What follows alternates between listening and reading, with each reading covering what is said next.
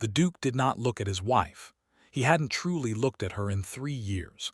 Not since their wedding night when he had stood in the doorway of her bedchamber, his face carved from stone, and said only, "Rest well." Then he had closed the door and never once opened it again. Alina remembered that moment with a clarity that still stung, even now, as she sat at the far end of the long dining table, a silver candelabra separating her from her husband like a polite wall of flame. The footman moved silently, serving the third course, and the Duke continued his conversation with Lady Caroline Winthrop, as if Alina were nothing more than a piece of furniture. Lady Caroline leaned closer, her laugh a practiced trill, her fingers grazing the Duke's sleeve. He did not pull away. Alina's fork trembled against the porcelain. She set it down carefully, her appetite gone. 3 years of hopping for a single glance, a kind word, even a flicker of acknowledgement. 3 years of wearing the pale silks he once mentioned in passing to his tailor, of learning the estate ledger so she might be useful, of sitting in the library at the hour he usually read, only for him to walk past the open door without a pause. She had become a ghost in her own home. The silence she had endured, the loneliness, had hollowed her out until some days she felt transparent. She often wondered if she stopped breathing whether anyone at Ashworth Hall would notice before the maids came to turn down the bed. That night the Duke escorted Lady Caroline to the door himself, leaving Alina to climb the grand staircase alone. She paused at the landing, her hand resting on the cold marble banister. Below, the servants extinguished the candles one by one, and the shadows crept upward like a rising tide. She felt a strange companionship with the darkness. It at least did not pretend she was invisible. The next morning brought no relief.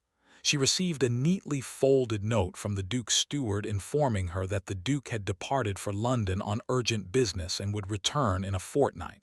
No personal message, no farewell. He had not even told her himself. Alina stood by the window of her sitting room, the note fluttering to the carpet. Outside, the autumn gardens of Ashworth Hall were a blaze of gold and russet, beautiful and indifferent. She pressed her palm against the cold glass and let the chill seep into her skin. It matched the coldness growing inside her chest, a protective frost that, for the first time, felt less like despair and more like resolve. She did not want to become bitter. She had seen what bitterness did to women, how it lined their faces and poisoned their words until they became brittle husks. No, she would not break, but she was done breaking herself against his silence. That afternoon, she ordered a carriage and visited the village for the first time without a formal purpose. The tenants' cottages needed repairs, the vicar's roof leaked, and the orphanage was so overrun with children that 3 toddlers shared a single straw mattress. She had known these things from reports but had always felt powerless. The Duke had never forbidden her from acting. He simply had never invited her to. So she had waited like a fool for permission that would never come. She did not wait anymore. Alina met with the steward herself and redirected a modest portion of the household budget toward the most urgent needs. She was the Duchess of Ashworth, after all. The title came with a weight she had never been allowed to carry. She picked it up now, carefully, like a fragile tool she was determined to learn to use. Weeks passed. The Duke did not return early. He sent no letters. Alina stopped counting the days. She began visiting the orphanage daily. The children, ragged and suspicious at first, slowly warmed to her presence. She sat on the dusty floor and taught them their letters. She organized a rota of village women to help with the washing. She coaxed a retired physician, Dr. Julian Hart, from his quiet cottage to examine the children for fevers and coughs. Dr. Hart was a gentle man with kind brown eyes and a voice like warm tea. He never flattered, never hovered. He simply thanked her quietly and did his work. His gratitude felt like water after a long drought. One evening, as she walked back to the carriage, Dr. Hart fell into step beside her. "Your Grace, I hope you don't mind my saying, but the change you've brought here is remarkable. The children speak of you as if you were a storybook fairy." Alina smiled, a real smile that felt foreign on her lips. "I'm no fairy, doctor. only a woman with too much time and a desperate need to be useful. He regarded her with a thoughtful expression. Useful is undervalued. It's the quiet engine of the world. She carried his words with her all the way home. The Duke arrived back at Ashworth Hall on a wet November evening. Elinor was in the small parlor she had claimed as her own, a shawl around her shoulders, reviewing a list of supplies the orphanage still needed. She heard the heavy front doors open, the hurried footsteps of servants, and the low rumble of his voice.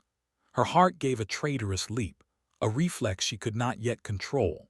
She stilled it with a steadying breath. She did not rush to greet him. She stayed seated, her pen scratching across the paper, and waited. It took an hour before he sought her out. The door opened without a knock, and the Duke of Ashworth, Alexander Blackwood, filled the frame. He was still in his traveling coat, dark hair tousled by the rain, his gray eyes sharp as winter frost. He looked at her as if surprised to find her occupied. "You did not come down," he said. "It was not a question." Elinor laid down her pen. "I did not wish to interrupt your arrival. You seemed busy." A flicker of something crossed his face. Annoyance, perhaps. "I expected you." "Did you?" She allowed a pause. "You were gone 6 weeks. I received no expectation of your return." His jaw tightened. "I informed the steward." "Yes, you informed the steward." She rose gracefully, her posture calm. "Would you care for tea, Your Grace? You must be chilled from the journey." The formal title, delivered so softly, hit him like a pebble thrown into still water. She saw the ripple, the momentary confusion in his eyes. He was used to her eagerness, her hopeful glances, her gentle attempts to draw him into conversation. This quiet composure was new. He did not know what to do with it. He stepped back. "No, rest, we will speak tomorrow." Elinor watched him leave, and a strange, bittersweet satisfaction bloomed in her chest. For the first time, she had not given him her heart on a platter. She had kept it safe, and he had noticed the absence. But noticing was not the same as wanting. The winter deepened. Elinor continued her work in the village, and the orphanage slowly transformed under her quiet stewardship. Dr. Hart became a regular companion in her efforts, and his steady, undemanding friendship soothed something raw inside her. He never pushed, never presumed. He simply walked beside her, pointing out herbs in the hedgerows that could ease a cough, reading to the children when her voice grew tired. Whispers, of course, followed. A duchess spending her days with a country physician, a husband who never accompanied her, a marriage that was famously cold. The tongue took its time, but the tongues began to wag. Elinor heard the first barb at a dinner party she attended alone, the Duke having claimed urgent estate business. Lady Margaret Pemberton, a woman with eyes like chips of ice and a smile that never reached them, cornered Elinor near the punch bowl. "How admirable," Lady Margaret purred, "that you keep yourself so busy with village orphans. It must be such a comfort to channel one's maternal instincts elsewhere when one's own nursery remains so disappointingly empty." The words sliced precisely where they were aimed. Elinor's hand tightened on her glass, but she refused to flinch. "I find that kindness rarely goes to waste, Lady Margaret, and children, regardless of their parentage, deserve warmth." "How noble! But warmth, my dear Duchess, is a poor substitute for a husband's regard." The ladies nearby tittered behind their fans. Elinor felt the familiar sting, the rising heat of humiliation, but she met Lady Margaret's gaze steadily. "We each must make our own happiness. I chose to make mine useful." She excused herself with a composed nod and left the party early. In the carriage, she allowed 2 tears to slip free before she wiped them angrily away. She would not cry over empty-headed cruelty, but the wound was real and it bled. She did not know that the Duke had arrived late to the same party, stood in the shadows of the terrace doors, and heard Lady Margaret's words. He saw Elinor's quiet, dignified retreat. He saw the way her chin stayed lifted even as she walked away from the laughter. Something heavy settled in his chest, a feeling he had not allowed himself to name in years. Guilt. A fortnight later, the Duke rode into the village for the first time in months. He told himself he was inspecting the new drainage system on the eastern farms, but his horse carried him past the fields and through the muddy lane that led to the orphanage. He dismounted near the gate and stood in the chill air, watching through the frost-laced window. Elinor sat on a low stool, a small boy on her lap, reading from a tattered picture book. Dr. Hart was beside her, adjusting a bandage on another child's arm, his head bent close to hers as they spoke softly. Elinor laughed at something the boy said, a bright, unguarded sound that the Duke had never heard before. The firelight caught the gold in her hair and the warmth in her smile, and she looked happy. Alexander felt a sudden, irrational sting of anger. Not at her, at himself. That smile should have been his. He had done nothing to earn it, nothing at all, and yet the sight of another man basking in its glow made his hands clench into fists. He turned away before anyone saw him and rode back to the estate in a black mood that followed him for days. Jealousy crept into the hollow spaces of Ashworth Hall, as cold and silent as the winter frost. Elinor noticed the change. The Duke began appearing in doorways, lingering at the edges of rooms she occupied. He started joining her for dinner without Lady Caroline or any other guest, though he still said little. His eyes, however, followed her with an intensity that unsettled her. He watched her as if she were a puzzle he had only just realized he could not solve. She did not encourage him. She was too tired, too wary of hope. Each time her heart whispered that perhaps he was finally turning toward her, she remembered the years of silence and steeled herself. She had built a fragile shelter for her soul. She would not let him tear it down with a few meaningful glances. One evening she returned from the village late, her hem muddy and her hair escaping its pins. Dr. Hart had walked her to the carriage as usual, and he had taken her hand, pressing a gentle kiss to her knuckles. "Take care, Your Grace. The world would be a darker place without your light." It was a kind remark, not a declaration, but Elinor had blushed. She was still flushed when she entered the hall to find the Duke standing at the foot of the staircase, his face like thunder. "You were with the physician," he said, his voice dangerously quiet. "I was at the orphanage. Dr. Hart happened to be there." She met his gaze without flinching. "Is that a concern, Your Grace?"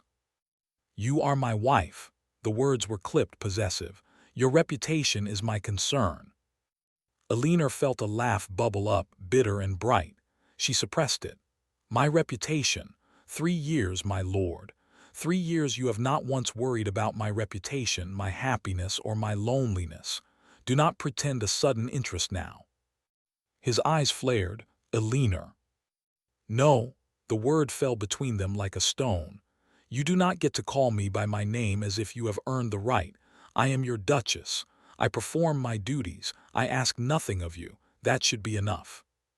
She swept past him and up the stairs, her heart hammering so hard she could barely breathe. She did not look back. If she had, she would have seen Alexander Blackwood standing motionless, one hand braced against the banister, his expression stripped of its cold mask, revealing something raw and unguarded beneath. Fear. The following weeks were a careful, brittle dance. Elinor withdrew further, spending longer hours in the village, planning a permanent move to the dower house on the northern edge of the estate. She told herself it was practical. The orphanage needed a larger space, and the dower house stood empty and near the village. She would have a purpose there, a life that belonged to her alone. She confided her plan to her maid, Molly, one night as she brushed out her hair. "I will speak to the Duke after the new year. A quiet separation of households. He will likely be relieved." Molly, loyal and soft-hearted, bit her lip. "Your Grace, is there no hope of reconciliation?" Elinor's reflection in the mirror was serene, but her eyes were old. "I have spent 3 years hopping. I have no hope left, Molly. Only plans." The Duke, passing by her door on his way to his own chambers, heard every word. He stopped as if struck, his breath catching in his throat. a separation. She intended to leave him, not in a dramatic scandal but in a quiet, dignified fatting away. She would simply disappear from his life, and he would have no one to blame but himself. He did not sleep that night. He sat in his study, a decanter of brandy untouched at his elbow, and stared into the dying fire. Memories surfaced, unwelcome and sharp, Elinor on their wedding day. Her eyes luminous with a hope he had deliberately ignored. Elinor at countless dinners, patiently waiting for him to speak. Elinor walking away from the ballroom, her shoulders straight despite the whispers. Elinor laughing with a room full of orphans, her joy a gift he had never received. He had thought he was protecting her. He had been so wrong. The truth of his marriage was a tangled, bitter knot. 3 years ago, a scandal had exploded around Elinor's family. Her father, a respected diplomat, had been falsely accused of leaking confidential correspondence to a foreign power. The evidence was flimsy but devastating, and the Blackwood family, with its ancient name and political influence, had been forced to distance themselves. Alexander's formidable aunt, Lady Honoria Ashworth, had engineered a solution. A swift marriage to the compromised daughter would silence the gossip and bind Elinor's fate to theirs, but the alliance would be cold, a penance. Alexander had agreed, not out of cruelty, but out of a twisted sense of duty. He had discovered the true culprit behind the leak, a jealous rival of Elinor's father, but the political cost of exposing him would have started a war in Parliament that would ruin dozens of families. So he remained silent. He married Elinor to shield her from a far worse fate, destitution, or a forced marriage to a cruel old baron who had already made his interest known. He told himself that his distance would give her freedom, that if she did not love him, she could live unburdened by a husband's demands. He never imagined she would crave his love. He had been a fool, a proud, silent, devastating fool. The next morning, Elinor found a letter slipped under her door. It was in the Duke's handwriting, stark and unadorned. She opened it with trembling fingers. Elinor, I overheard your words last night. I know I have no right to ask you to stay, but I am asking. Give me 1 month. If after that time you still wish to leave, I will not stand in your way. I will provide for you and ensure your work continues. I only ask for a chance to undo the damage I have caused. Alexander. She read it 3 times, her heart a chaos of anger and grief, and a small, stubborn flicker of hope she could not extinguish. 1 month. She did not trust him, but for the first time in years he had written her name. She agreed. The month that followed was unlike anything she had experienced. The Duke did not smother her with grand gestures. He began instead with small things. He appeared at breakfast and asked her opinion on estate matters. He rode to the village with her, and though stiff and awkward, helped carry supplies into the orphanage. He sat in the corner while she read to the children, a silent, watchful presence that made Dr. Hart raise an eyebrow but say nothing. Then came the night of the revelation. Elinor was searching the library for a book on herbal remedies when a dusty volume shifted on a high shelf, and a folded letter, yellowed with age, fluttered to the floor. It was addressed to Alexander in a spidery script. She should not have read it, but the first line caught her eye. In the matter of the Greywood scandal, you have done as instructed. Her blood ran cold. She read the entire letter, penned by Lady Honoria, detailing the scheme to force the marriage, the knowledge that Elinor was innocent, and the cold calculation that Alexander should keep his distance to avoid any taint of affection that might undermine the family's political neutrality. She also read, near the end, a sentence that made her breath stop. The girl need never know you were the one who found the true traitor and buried the proof to save her from ruin. Let her think herself fortunate you took her at all. He had known. He had always known she was innocent, and he had buried the truth not to punish her, but to protect her, and then punished himself by locking his heart away. Elinor sank into a chair, the letter crumpling in her lap. She did not know whether to weep or rage. She felt the foundations of her resentment shift, cracking open to reveal a tangled mess of sacrifice and pain. When Alexander found her an hour later, the letter in her hands, his face went pale. "You were never meant to see that. You let me believe you despised me," she whispered. "You let me believe I was unworthy of your attention, your respect, your affection. All this time, you were the one who cleared my father's name in secret, and you could not even tell me." "I thought if I kept my distance you would be free," he said, his voice rough. "I trapped you in a marriage to save you from a worse one. I could not bear to force my presence on you as well. I told myself you would find happiness elsewhere. I never realized," he stopped, his hands shaking. "I never realized you were waiting for me." Elinor stood, the letter falling to the floor. "I loved you," she said, her voice breaking. "From the very first day I loved you, and you gave me nothing but silence." He crossed the room in 3 strides and stopped before her, not touching, his gray eyes burning with a desperate, naked sorrow. "I have no excuse. I was a coward and a fool. I loved you from the moment you walked into the church, so full of grace and terror, and I was too proud to admit it. I locked my heart away because I was afraid. Afraid of losing you, afraid of the scandal, afraid of being vulnerable. And in doing so, I lost you anyway." She looked at him, at the tears tracking down his harsh, beautiful face, and felt the ice inside her crack. She did not fall into his arms. Not yet. But she did not pull away when he slowly, tentatively, reached for her hand. "I cannot promise to trust you again quickly," she said, her voice unsteady. "You broke something in me. I am mending it myself, and I will not let it be shattered again." He nodded, his grip gentle. "I will wait. I will wait as long as it takes. I have nothing but time, and all of it is yours." A week later, the orphanage caught fire. It was a cold, dry night when the flames erupted, likely from a smoldering log that had rolled from the hearth after the children were abed. Elinor was already in her nightclothes when the frantic pounding came at the kitchen door. She ran without thinking, without shoes, her cloak thrown over her shoulders, and arrived to find the old wooden building engulfed in orange fury.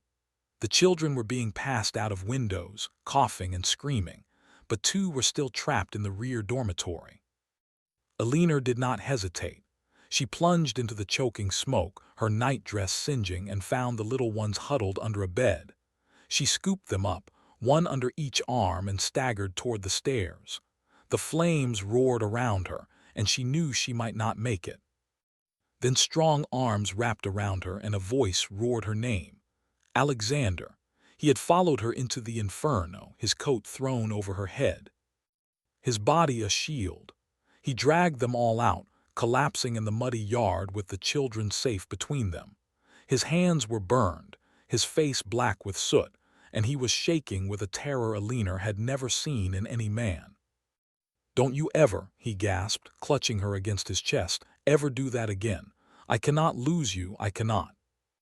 She held him as the fire roared behind them, and the villagers formed a desperate bucket line.